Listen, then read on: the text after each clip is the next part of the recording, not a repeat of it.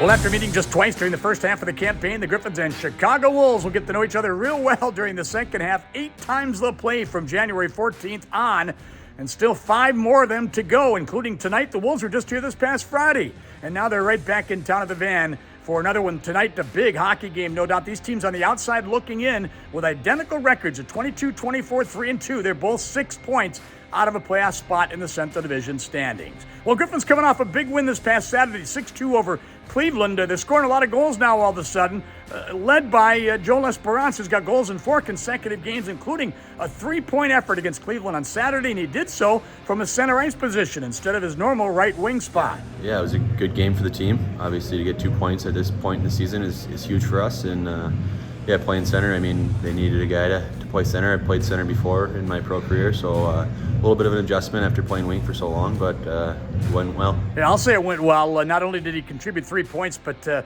Les Bronze won over 70% of his faceoffs as well. Dom Shine's got the hot hand again, 3 goals in his last 2. He got 2 on Saturday. He's just such a heart and soul guy. Ben Simon, head coach on Saturday after the game, sums up his value to the team. Dominic Shine, obviously extremely happy for him. He's a heart and soul kind of player. He wears his heart on his sleeve. He'll do anything for this team, for this organization. So to see him have a good night is, all the guys in that room are, extremely happy for him.